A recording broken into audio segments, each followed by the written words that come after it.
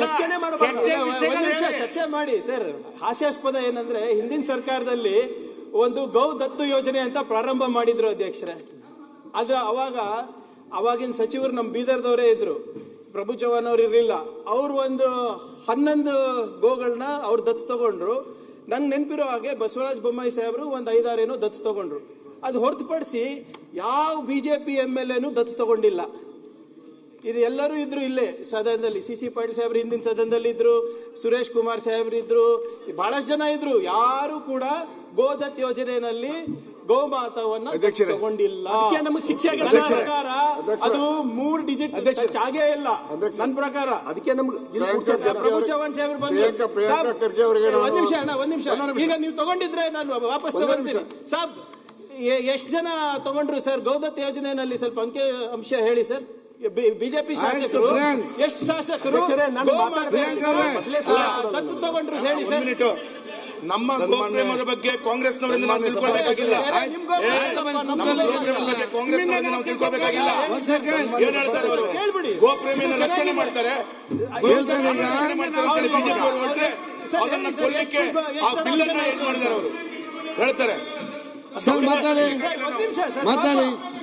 ಮಾತಾಡಿ.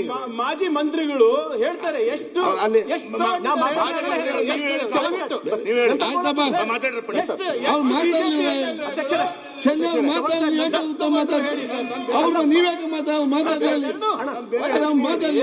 ಪ್ಲೀಸ್.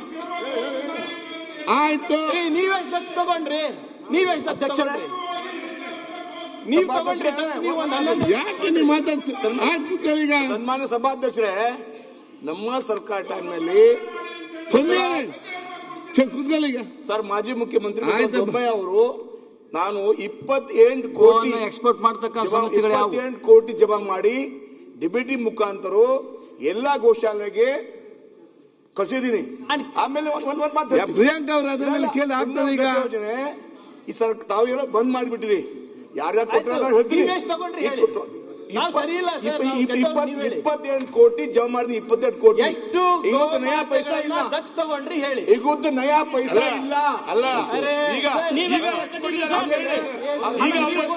ಮತ್ತೆ ಚರ್ಚೆ ಮಾತಾಡಲಿಲ್ಲ.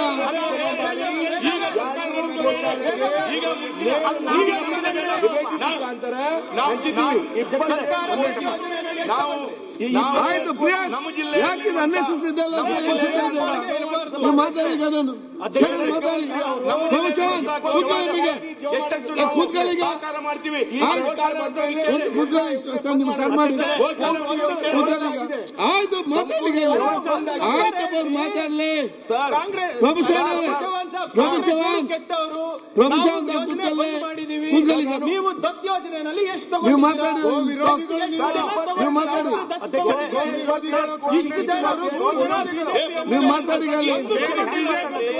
ಪ್ರಭುಜ ಕೂತ್ಕೊಳ್ಳಿ. ಯಾಕೆ ಅನ್ನೆಸೆಸರಿ ಮಾತಾಡ್ತೀರಿ ನೀವು? ಅಲ್ರಿ ಮಾತಾಡಿ.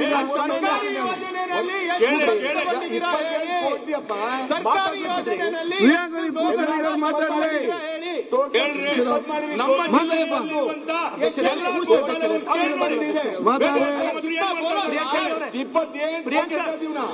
ಏನು ಬೇರೆ ಪ್ರಶ್ನೆ ಕೇಳ್ತೀವಿ, ನೀವು ಉತ್ತರ ಸುಮ್ಮನೆ ಕೆಲಸ. ನೀವು ಮತ್ತೆ ಕೂತ್ಕೊಳ್ಳಿ, ಮತ್ತೆ ಉತ್ತರ ಕೊಡ್ತಾರೆ. ಚರ್ಚೆ ಮಾಡೋಲ್ಲ. ನೀವು ಮಾತಾಡಿ. ನೀವು ಮಾತಾಡಿ. ನಿಮ್ಮ ಸರ್ಕಾರ ಅಲ್ಲ, ನಿಮ್ಮ ಸರ್ಕಾರ ಅಲ್ಲ, ನೀವು ಮಾತಾಡಿ. ಹೆಂಗ್ ಎಕ್ಸ್ಪೋಸ್ ಆಗಿದ್ದಾರೆ? ನೀವು ಮಾತಾಡಿ. ಇವರು ಹಿಂದುತ್ವ ಒಂದು ಆಯ್ತು. ಮಾತಾಡೋದು ಮಾತ್ರ ದೊಡ್ಡದು ಮಾತಾಡ. ಅಧ್ಯಕ್ಷರೇ, ನೀವು ಮಾತಾಡಿ. ಯಾಕೆ ಸ್ಟಾಪ್ ಮಾಡ್ತೀರಿ? ನಮ್ಮ ರೈತರ ಬಗ್ಗೆ ಏನು ತೊಂದರೆಗಳು ಬಿಚ್ಚಿರ್ತಕ್ಕಂಥ ಪ್ರಯತ್ನ ಮಾಡಿನ ಅಧ್ಯಕ್ಷರೇ.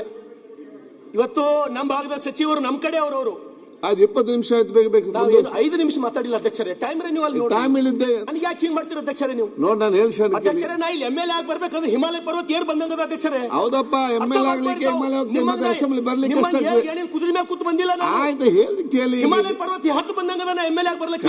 ನಾನೇನ್ ಮಾಡ್ಲಿಕ್ಕೆ ಅಲ್ಲಿ ನಮ್ಮಂತವ್ರಿಗೆ ಒಂದು 20 ನಿಮಿಷ ಟೈಮ್ ಕೊಡಲ್ಲ ಅಧ್ಯಕ್ಷರೇ. 20 ನಿಮಿಷ ಆಯ್ತು. 5 ಮಿನಿಟ್ ಮಾತಾಡಿಲ್ಲ ಅಧ್ಯಕ್ಷರೇ. ನಾನು ನೀವು ತೆಗೀರಿ ಅಧ್ಯಕ್ಷರೇ. ಆಯ್ತು, ನಾನು ತೆಗಿದ್ದೇನೆ. ಈಗ ಮಾತಾಡಿ. ಈಗ ಟೈಮ್ ಎಷ್ಟು ಕೊಡಿ ಅವ್ರದ್ದು. ನಮ್ಮ ಭಾಗದ ಗಲಾಟೆ ಬಿಟ್ಟು ಗಲಾಟೆ ಬಿಟ್ಟು ಅವ್ರು ಮಾತಾಡಿ ಸಾಕ್ರಿ. ಗಲಾಟೆ ಬಿಟ್ಟು ನಮ್ಮ ಭಾಗದ ರೈತರ ಬಗ್ಗೆ ಟೈಮ್ ಕೊಡಿ ಎಷ್ಟದು ಅಂತ ಏನೋ ಇಲ್ಲಿ ಅಧಿವೇಶನದೊಳಗೆ ಬೆಳಕು ಚೆಲ್ಲರ ನ್ಯಾಯ ಸಿಕ್ತು ಅಂತ ಹೇಳಿ ಭರವಸೆ ಇಟ್ಕೊಂಡು ಆಯ್ತು. ಮಾತಾಡ್ತೀನಿ ಅಧ್ಯಕ್ಷರೇ. ಇವತ್ತು ಪ್ರಿಯಾಂಕ್ ಖರ್ಗೆ ಅವರಿಗೆ ಮತ್ತು ಈ ಸರ್ಕಾರಕ್ಕ ನಮ್ಮ ಭಾಗದ ಜನರ ಸಮಸ್ಯೆಗಳೇನು, ಯಾದಗಿರಿ, ಕಲಬುರಗಿ, ಬೀದರ್ ಭಾಗದ ಸಮಸ್ಯೆಗಳೇನಂತಕ್ಕಂಥದ್ದು ಪ್ರೊಫೆಸರ್ ಗೋವಿಂದ್ರ ಅವರು ವರದಿ ಬಹುತೇಕ ನಿಮ್ ಕೈ ಸೇರೋದೀಗ ಅಧ್ಯಕ್ಷರೇ. ಓಕೆ, ಆ ವರದಿ ಒಂದ್ ವೇಳೆ ಹೊರಗೆ ಬಂದಾಗ ಬಹುತೇಕ ನಮ್ಮ ಹೃದಯ ಅಂತ ಹೇಳಿ ಒಂದ್ ವೇಳೆ ಇತ್ತಂದ್ರೆ ಅದು ಓದವ್ರ ಕಣ್ಣೀರ್ ಇಡ್ತೀವಿ ಅಧ್ಯಕ್ಷರೇ. ಅಂತ ಭಯಾನಕ ಪರಿಸ್ಥಿತಿ ಕಲಬುರಗಿ, ಯಾದಗಿರಿ ಮತ್ತು ಬೀದರ್ ರೈತರ ಪರಿಸ್ಥಿತಿ ಇದೆ ಅಧ್ಯಕ್ಷರೇ. ಇವತ್ತು ಕಂದಾಯ ಇಲಾಖೆಗೆ ಬಂದಾಗ ಅಧ್ಯಕ್ಷರೇ, ನಮ್ಮ ಭಾಗದೊಳಗೆ ಎಷ್ಟು ಜನ ಮುಗ್ಧರ ಅಂದ್ರು.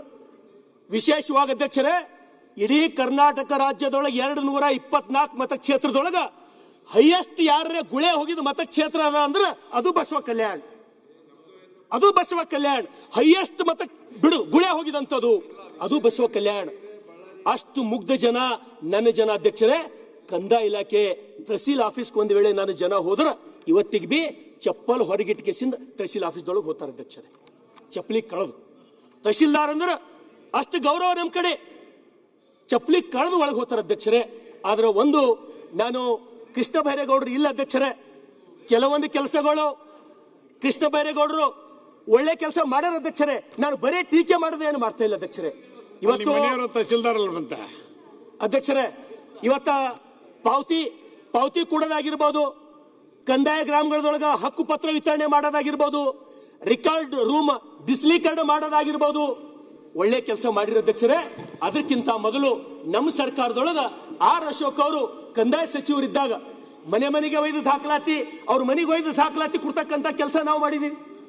ಅಕ್ರಮ ಸಕ್ರಮ ಮಾಡ್ತಕ್ಕಂಥ ಕೆಲಸ ಆರ್ ಅಶೋಕ್ ಅವ್ರ ನೇತೃತ್ವದಾಗ ನಮ್ಮ ಸರ್ಕಾರದಿಂದ ಆಗ್ಯದ ಅಧ್ಯಕ್ಷರೇ. ನೀವು ಮಾತಾಡಬಹುದು ಮಾತಾಡ್ರಿ ಅಧ್ಯಕ್ಷರೇ.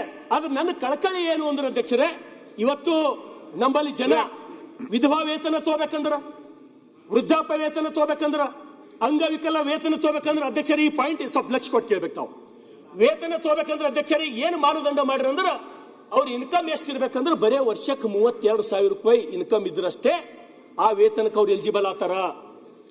ಮೊದಲು BPL ಕಾರ್ಡ್ ಇದ್ದವ್ರು ಇನ್ನೂ ಕೊಡ್ತಾ ಇರ್ಲಿಲ್ಲ ಅಧ್ಯಕ್ಷರೇ. BPL ಕಾರ್ಡ್ ಇದ್ದವ್ರು ತಗೋಬಹುದಾಗಿತ್ತು, ಈಗ ಹಂಗಿಲ್ಲ, ಇವು ಇದ್ದವ್ರಿಗೆ ಮಾತ್ರ ಅಂತ ಹೇಳಿ ಲಿಮಿಟ್ ಮಾಡಿರೋ ಅಧ್ಯಕ್ಷರೇ.